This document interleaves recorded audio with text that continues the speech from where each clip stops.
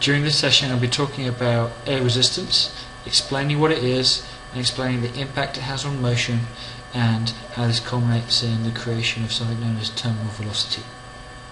Now from the start, just to get the language correct here, air resistance is often also used the term drag. Now drag is a more general term. Air resistance is obviously specific to air, whilst drag could be talking about an interaction with another fluid of some sort. So what is this air resistance? Air resistance is, I guess, the frictional force between passing air and a travelling object. So that's where air resistance comes in.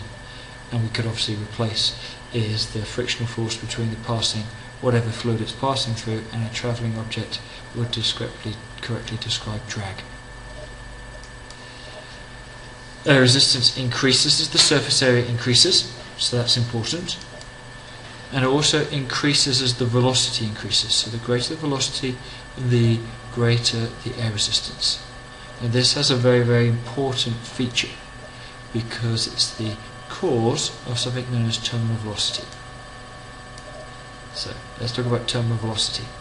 If we imagine a ball falling, initially it's at rest, and as it's not moving there'll be no air resistance. As the ball begins to accelerate, the faster it goes, the greater the drag force. Up until a point when the drag force is equal to the weight. Now, we're going to talk about forces later on, but with this balancing the forces, it means that the object can no longer accelerate and it reaches a steady velocity. This is known as a terminal velocity. So, the terminal velocity of a falling object is the velocity of the object when the sum of the drag force equals the downward weight force. Now, I'm using the example of something falling down.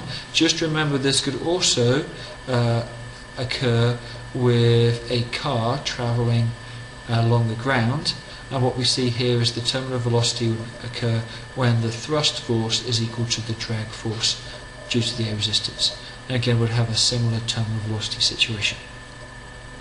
So what I'm trying to do is I'm going to give you an example, and I'm going to hopefully use this example to emphasize some of the key ideas. Let's think about a skydiver.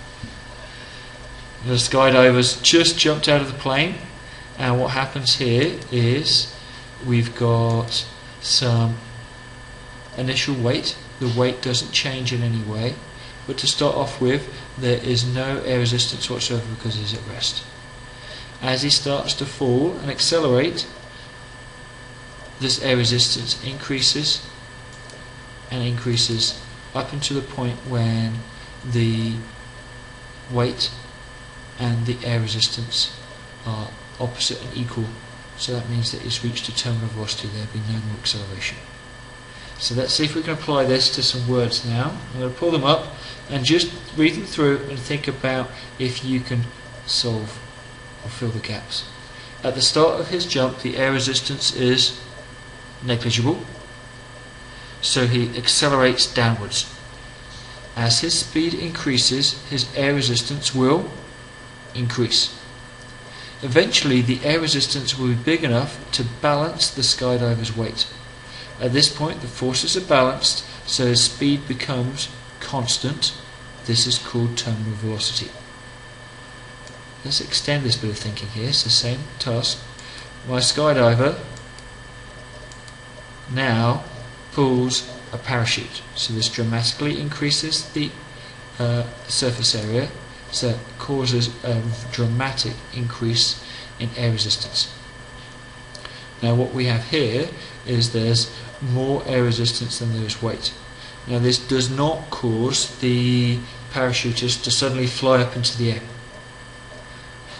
This misnomer, or this misunderstanding, is based on people's experiences of watching videos and not thinking about the frame of reference correctly.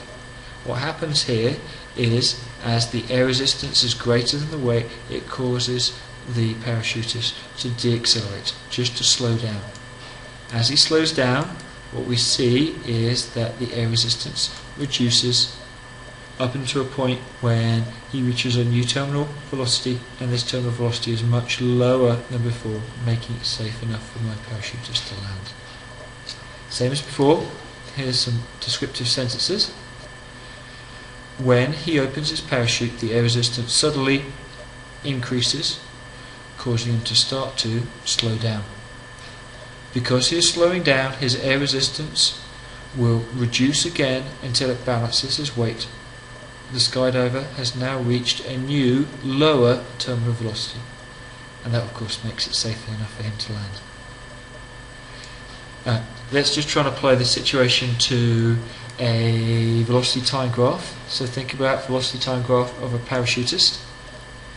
What we can see is initially they will accelerate and until they reach a point where that reduces to a constant velocity. This is the terminal velocity.